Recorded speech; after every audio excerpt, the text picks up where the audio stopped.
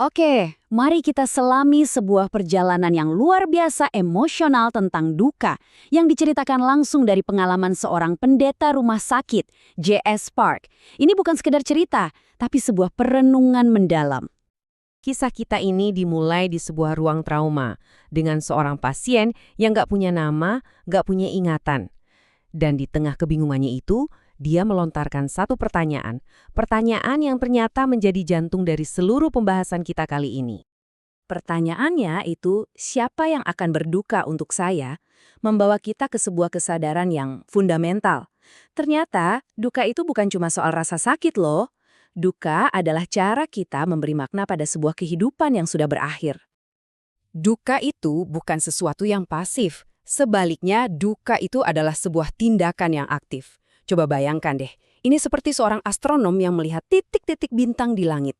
Duka itulah yang membantu kita menghubungkan titik-titik kenangan yang acak menjadi sebuah pola, sebuah cerita yang utuh. Atau, bayangkan duka sebagai seorang penenun yang ahli. Ia mengambil benang-benang dari masa lalu yang hilang, lalu dengan sabar menenunnya ke dalam hidup kita yang sekarang, mengisi lubang-lubang kosong dengan sebuah kisah baru. Dan ini bagian yang menarik. Duka itu juga bisa jadi sebuah bentuk pembangkangan. Hati dan tubuh kita seakan memberontak, melawan ide kalau seseorang atau sesuatu yang hilang itu bisa begitu saja digantikan. Duka menegaskan tidak, kehilangan ini unik, dan akan selamanya menjadi bagian dari diriku. Setiap duka itu pada dasarnya adalah sebuah cerita yang ingin sekali didengar. Tapi ironisnya, dunia di sekitar kita seringkali malah nggak siap mendengarkan, malah mencoba membungkamnya dengan nasihat-nasihat yang dangkal dan terus terang berbahaya. Nah, ini nih yang membawa kita ke mitos paling umum, kebohongan tentang melepaskan. Kita semua pasti pernah dengar kan, katanya untuk bisa sembuh kita harus melepaskan duka itu. Coba kita lihat perbandingan ini. Di satu sisi ada nasihat move on, seolah-olah duka itu beban yang harus kita dorong menjauh. Tapi di sisi lain, ada kebenaran yang jauh lebih dalam. Kita nggak meninggalkan duka di belakang. Kita belajar untuk berjalan bersamanya atau move with.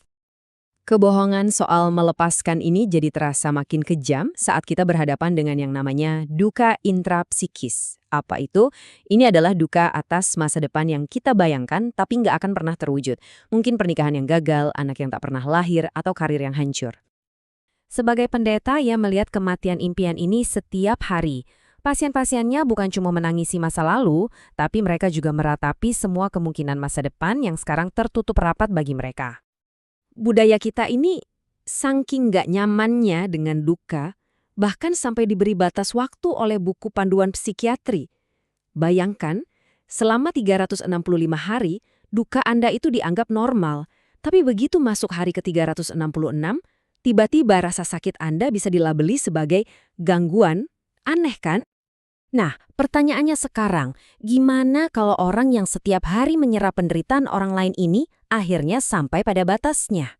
Sang penangkap duka profesional itu sendiri mulai tenggelam dan membawanya ke titik kehancuran.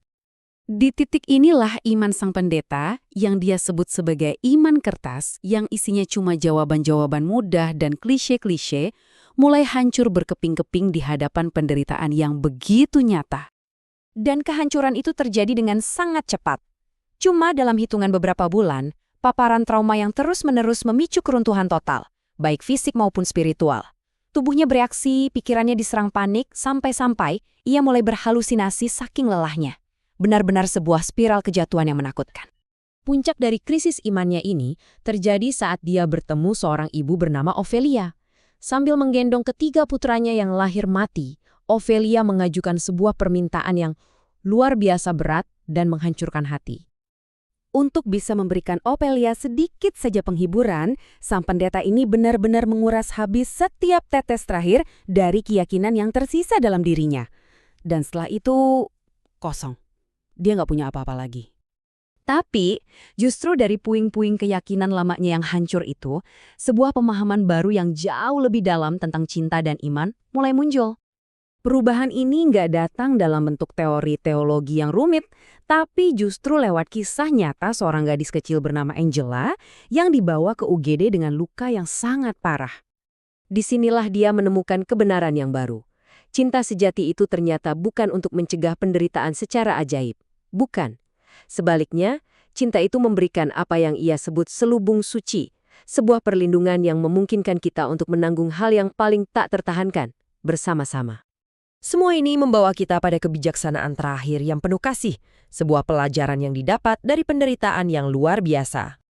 Jadi tujuannya bukan untuk mengatasi atau move on dari kehilangan, tapi untuk belajar bergerak bersama duka itu, membawanya sebagai bagian dari diri kita, dan menyatukannya ke dalam cerita hidup kita yang terus berjalan. Dan mungkin pesan paling kuat yang bisa kita berikan untuk diri kita sendiri dan untuk siapapun yang sedang berduka adalah izin yang sangat sederhana ini. Ambillah waktu selama yang kamu butuhkan. Pertanyaannya sekarang, apakah kita benar-benar sanggup memberikan izin itu kepada orang lain dan terutama kepada diri kita sendiri?